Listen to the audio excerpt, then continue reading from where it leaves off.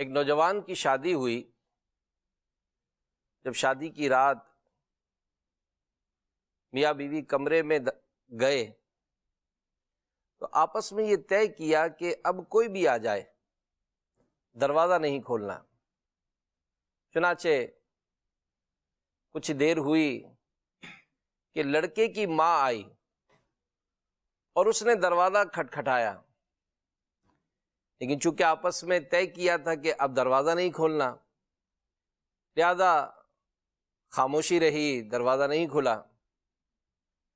تھوڑی دیر گزرنے کے بعد لڑکی کی ماں آئی اور اس نے جب آوازیں دیں، دروازہ کھٹکھٹایا تو اس دلہن نے دولہے کو دیکھا.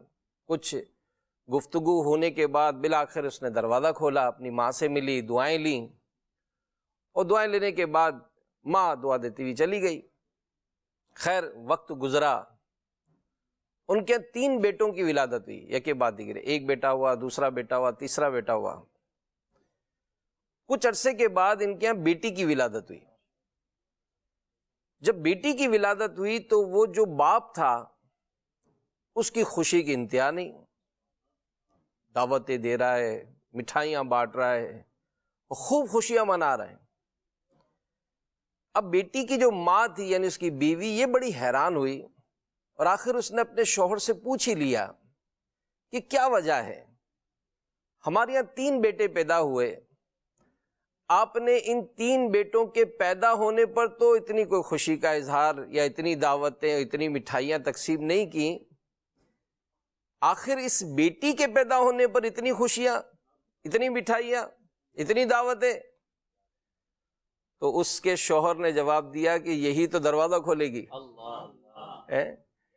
تو بات ہے بڑی اہم کہ بیٹیاں رحمت والیاں ہوتی ہیں، گھر کی رونق ہوتی ہیں، اور حقیقت یہی ہے کہ بیٹیوں سے جتنا والدین کو پیار ملتا ہے اور جتنی ان کی طرف سے کوپریٹ ملتا ہے، عموماً دیکھا یہی جاتا ہے کہ بیٹوں کی طرف سے اتنا کوپریٹ نہیں ہوتا ہے. کئی ایسے گھرانے ہیں کہ جس میں معاشی طور پر بھی پرابلم ہوتی ہے، لیکن یہی دیکھا جاتا ہے کہ بیٹیاں جو ہیں الحمدللہ صابر و شاکر رہ کر اپنے والدین کا ہاتھ بٹاتی نظر آتی ہیں. اور ان کے جانے کے بعد بھی اگر بھائی اگر ہوتے ہیں تو بہنوں سے ان کا ایک بڑا ہمدردانہ تعلق ہوتا ہے. تو اللہ تعالیٰ جن کی بہنیں ہیں، اللہ تعالیٰ جن کی بیٹیاں ہیں، اللہ ان کو سلامت رکھے.